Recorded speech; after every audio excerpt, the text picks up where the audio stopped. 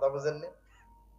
এই বেদাতি হুজুরকে বলবেন যে হুজুর এই হাদিসটা আছে কোথায়, হাদিসের কিতাবে থেকে দেখাতে হবে।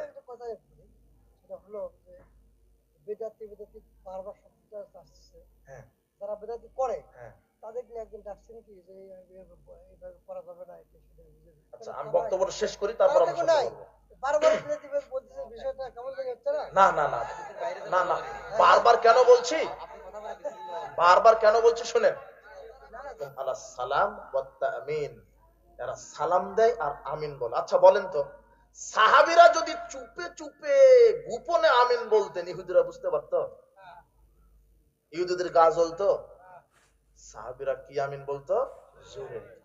এই জোরে আমিন শুনে গা জ্বলতো কাদের? এখন জ্বলে কাদের?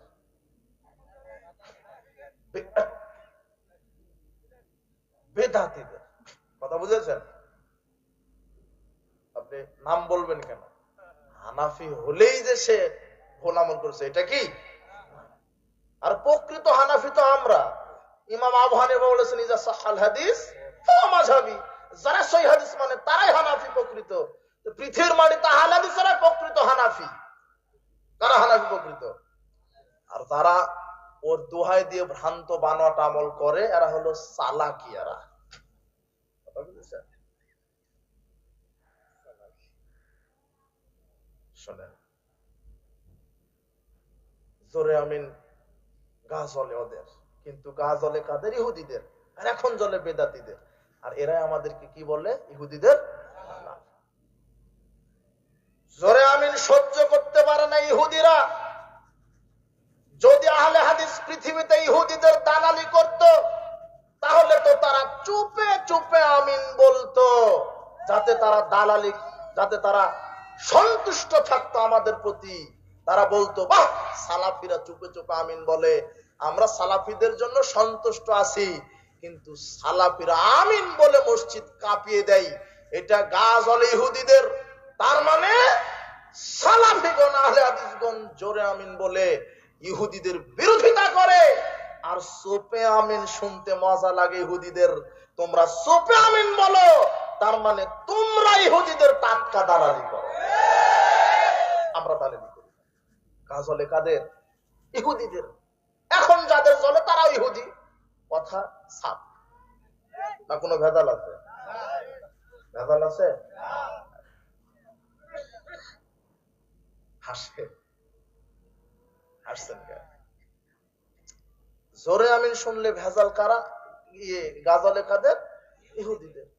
এখন যাদের জ্বলবে মনে করবেন তারা কি? আল্লাহ এদেরকে, ইহুদিদের দালাল, আল্লাহ এদেরকে হেদায়েত দান করুন। আর একটা কথা তথ্য দিই আপনাকে, সূর্য অস্ত যাবে 6:45। ও হুজুর, ইবলিশ ওহী করেছে না, 6:45 সূর্য অস্ত যাবে, তুমি 3 মিনিট যোগ করে দাও, সতর্কমূলক 3 মিনিট দেরিতে ইফতার করো। আবু হুরায়রা যেন বলছেন, রাসূল সাল্লাল্লাহু আলাইহি ওয়াসাল্লাম বলেছেন, লা ইয়াযালুদ-দীনু যাহিরান মাযালান নাসুল ফিতরা। দিন মানুষের উপরে ততদিন বিজয় থাকবে যতদিন মানুষ সূর্য ডোবার সাথে সাথে ইফতার করবে, ততদিন বিজয় থাকবে। লিআন্নাল ইয়াহুদা ওয়ান নাসারা আখিরুন, ইহুদি খ্রিস্টানেরা দেরিতে ইফতার করে। কারা?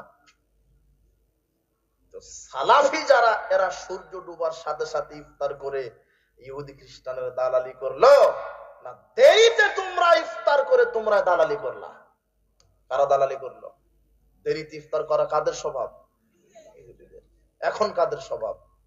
বেদাতীদের। কথা বুঝেননি? অথচ সহিহ বুখারীর 1954 নম্বর হাদিস, ইযা গরাবাতিশ শামস ফাকাদ আফতারা সায়েম, সূর্য যখনই ডুবে যাবে তখনই সায়েম কি করবে? এটা হলো রাসূল সাল্লাল্লাহু আলাইহি ওয়াসাল্লামের হাদিস। এই হাদিস থাকার পর আমার বুঝে আসে না, ভালো ভালো আলেম ও ইফতারের লিফলেট তৈরি করে বলছে যে সূর্য সতর্কমূলক 5 মিনিট যোগ করে দিয়েছে। সহ্য করা যায়? এরা আমাদেরকে গালি দেয়। শরম লজ্জা ঘৃণা কিচ্ছু নেই এদের। শরম থাকা দরকার ছিল। আর সর্বশেষ একটা তথ্য, সূরা ফাতিহা পড়তে নিষেধ করে কারা? বেদাতীরা। বেদাত। বলছে যে না, ইমামের কেরাতি কি কেরাত।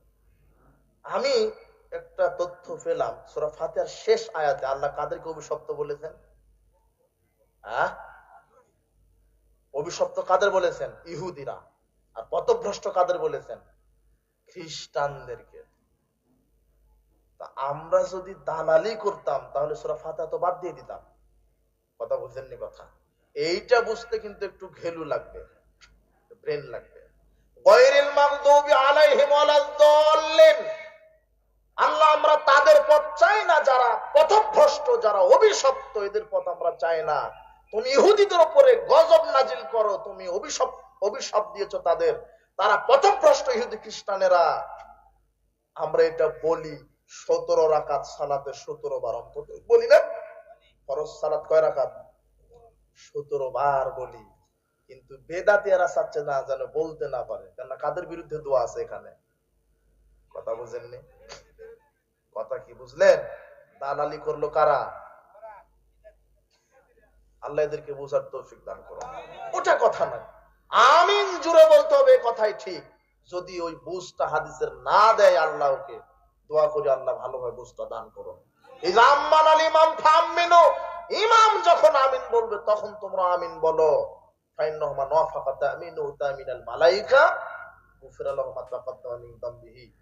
ইমাম যখন আমিন বলে সাথে সাথে ফেরেশতারাও বলে, ফেরেশতার আমিনের সাথে যদি তোমাদের আমিন মিলে যায় আল্লাহ তোমাদের বিগত সব পাপ ক্ষমা করে দেন।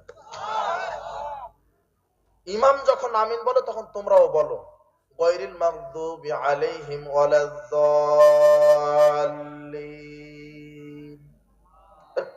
ইমাম বলেছে এখনো মেরে দিলেন কেন? কথা বুঝেননি? হাদিস আছে ইযা আম্মানাল ইমাম, ইমাম যখন বলবে তখন তোমরা বলো গায়রিল মাগদুবি আলাইহিম ওয়ালাদ-দাল্লিন।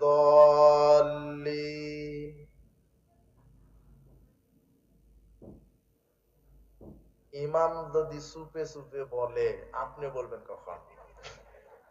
কথা বুঝেননি? এই বেদাতি মৌলভীর ব্রেনে শয়তান পেশাব করে দিয়েছে। ইমাম বলবে আমিন, এখন শুনতে পেয়েছি, লাগাও আমিন। কথা বুঝেননি? আল্লাহ বেদাতিকে হেদায়েত দান করুন।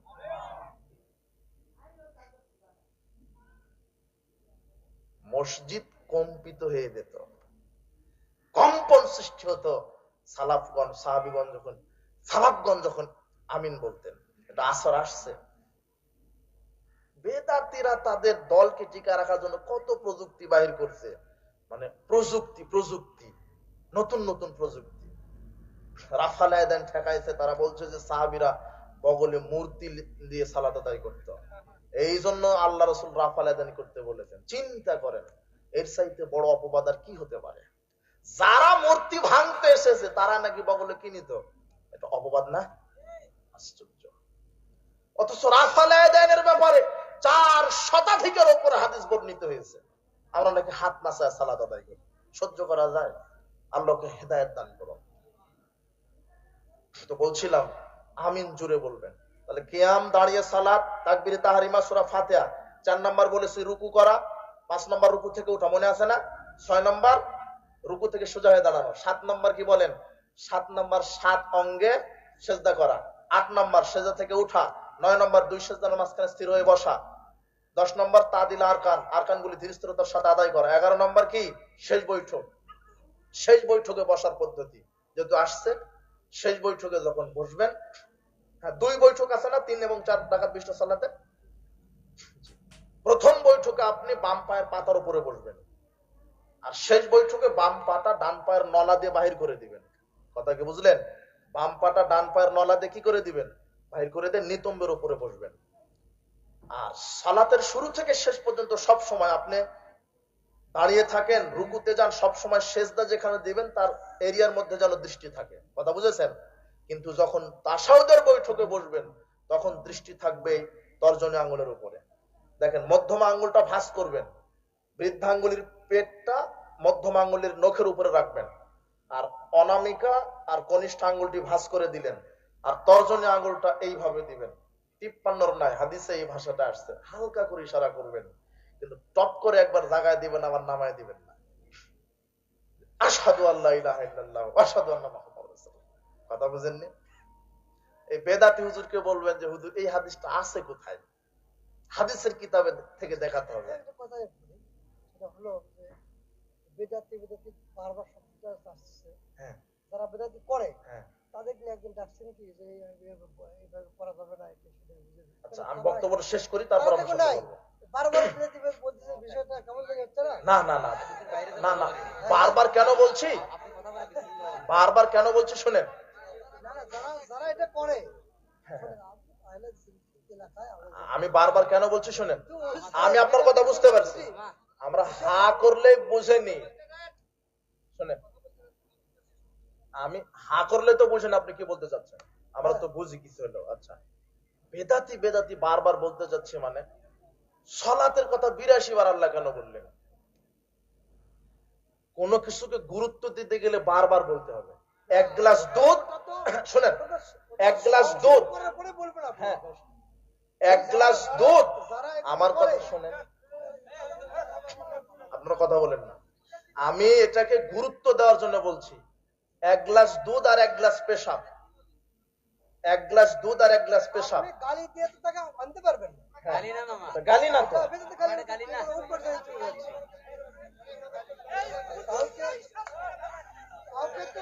কাউকে তো ইয়ে করা যাবে না। কাউকে তো থামেন থামেন। আচ্ছা ঠিক আছে, ও, একটু ইয়ে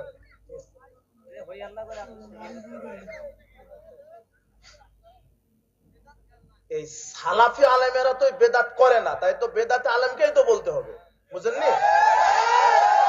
মানে যে এই আমলটা করছে তাকে বলতে হবে যে আপনি আমলের দলিলটা দেন। সেটা নাই, হ্যাঁ? কি করে বলবেন? ওই যে মিডিয়া আছে না, ওর মাধ্যমে দাওয়াত পৌঁছে যাবে, ও তো নাই।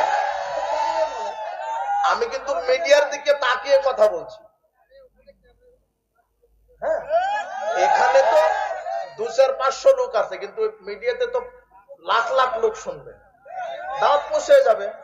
ওই বেদাতি আলেমকে আমি বলছি যে আপনি এটার দলিল দিবেন হাদিসের কিতাব থেকে, টপ করে একবার জাগানো, টপ করে নামানো। এটা হাদিসের কোন হাদিসের কিতাব আছে, তাও সহি জয়ীফ না, কি কি দলিল? জাল দলিল। কথা বুঝেননি? কথা বুঝেছেন? কত বেদাত নিবেন? আপনার এই বেদাতি হুজুর সালাতের নিয়ত তৈরি করে ফেলেছে এরা। অথচ অথচ একটা একটা সানা দিয়ে সব সালাত আদায় করা যাবে, একটা সানা পাঠ করে। কিন্তু শয়তান শয়তান তৈরি করেছে কি, ফজরের এক নিয়ত, ফরজের এক নিয়ত, সুন্নাতের এক নিয়ত, তারাবির এক নিয়ত, তাহাজ্জুদের এক নিয়ত, জানাজার এক নিয়ত। এখন রিকশা চালক বলছে সুবহানাল্লাহ, সূরা ফাতিহা তো শিখিনি, এত নিয়ত মুখস্থ করবো কখন, সালাতে আদায় করবো না। কথা বুঝেননি? অথচ অথচ এই যে নিয়তটা, নাওয়াইতু আন উসাল্লি লিল্লাহি তাআলা ফিজ যুহরি আরবা রাকা ফিল আসর আরবা রাকা, এই যে আরবিতে নিয়তটা মাইরা দিল হুজুর, ওই হুজুরকে আপনি ধরবেন যে এই যে সালাতে মুখে আমরা নিয়ত পাঠ করলাম, এটা পৃথিবীর কোন হাদিসের কিতাবে আছে আরবিতে লেখা? সহি না, জয়ীফ না, কি হাদিস চাইবেন? কোন আপত্তি আছে? জাল হাদিস একটা। আপনার হাফেজ সাহেব বলে সাদাকাল্লাহুল আযীম, এই হাফেজ সাহেবকে ধরবেন। হাফেজ সাহেব এই যে কোরআন তেলাওয়াত শেষে মাইরা দিলেন সাদাকাল্লাহুল আযীম, এটা পৃথিবীর কোন হাদিসের কিতাবে? সহি না, জয়ীফ না, কি হাদিস? অথচ আয়েশা রাদিয়াল্লাহু তাআলা বলছেন রাসূল সাল্লাল্লাহু আলাইহি ওয়াসাল্লাম কোরআন তেলাওয়াত শেষ করতেন, তখন বলতেন সুবহানাকা আল্লাহুম্মা বিহামদিকা আশহাদু আল্লা ইলাহা ইল্লা আনতা আস্তাগফিরুকা ওয়া আতুবু ইলাইক। এই হাদিসটা কোথায় আছে? নাসাইয়াস সুনানুল কুবরা 10140, 10167, অনেক হাদিস আসছে এই কুবরার ভিতরে। এই হাদিসটা দেখে নেবেন। কেন হাদিসের উপরে আমল করা যায় না? আপনি কেন ওই বেদাতটা আবিষ্কার করলেন? আপনি বেদাত যে কত খারাপ এটা বুঝতে পারেননি, তাই আপনার গাটা জ্বলে। বেদাতের উপরে রাসূল বলছেন সহিহ বুখারীর হাদিস, মান ফামান আহাদাসা ফিহা হাদাসান আও আও মুহদিসান, যে ব্যক্তি বেদাত করলো, বেদাতিকে আশ্রয় দিল, তার উপরে লানাল্লাহি ফালাইহি লানাতুল্লাহ ওয়াল মালাইকাতু ওয়ান নাস আজমাইন, তার উপরে আল্লাহর লানত, ফেরেশতার লানত, সমস্ত মানব মণ্ডলীর লানত। লা ইকবালু মিনহু সারফুল আদল, বেদাতির ফরজ নফল ইবাদত কবুল হয়। আমি কি এমনি বলছি? আমি কি এমনি বলছি যে বেদাত কত খারাপ, বেদাত কত খারাপ? আপনি ওযুর দোয়া তৈরি করলেন, থাক, এগুলি বলতে গেলে সারা রাত চলে যাবে। সমাজে যে ভ্রান্ত আমলগুলি আছে আমি শেষ করে দেব এখন। সালাতের যে রুকুনগুলি বললাম না, শেষ বৈঠক